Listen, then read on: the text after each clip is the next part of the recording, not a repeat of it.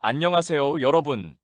오늘은 많은 분들이 궁금해하시는 주제, 바로 50대에 시작하는 노후 자산 관리에 대해 깊이 있게 이야기해 보려고 합니다. 사실 50대라는 나이는 인생의 후반전을 준비하는 아주 중요한 시기입니다.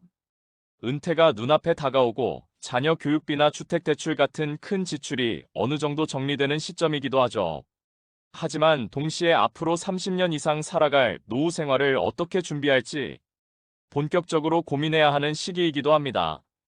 그래서 오늘은 50대에 반드시 점검해야 할 재무 전략, 투자 방향, 연금 준비, 그리고 생활비 관리까지 아주 구체적으로 풀어드리겠습니다. 먼저 많은 분들이 가장 먼저 떠올리는 건 국민연금입니다.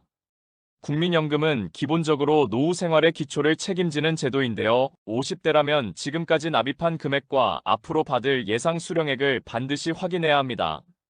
국민연금공단 홈페이지나 앱을 통해 쉽게 조회할 수 있는데, 예상 수령액을 확인하고 나면 은퇴 후 생활비와 비교해 부족한 부분을 계산할 수 있습니다.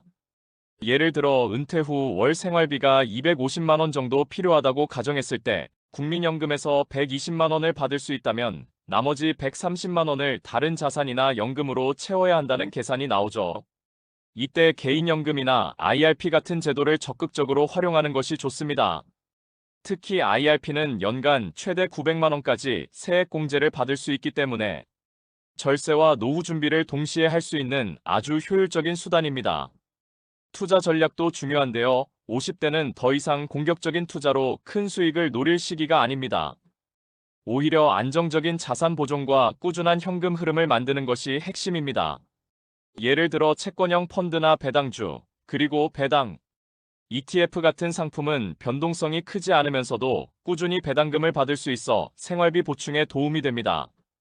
반면 고위험 주식이나 가상자산에 무리하게 투자하는 것은 은퇴 직전 자산을 잃을 위험이 크기 때문에 지양해야 합니다. 물론 전체 자산의 일부를 성장형 투자에 배치할 수는 있지만 비중은 20% 이내로 제한하는 것이 바람직합니다. 부동산 자산 관리도 빼놓을 수 없죠. 한국인의 자산 구조를 보면 대부분이 부동산에 묶여 있습니다.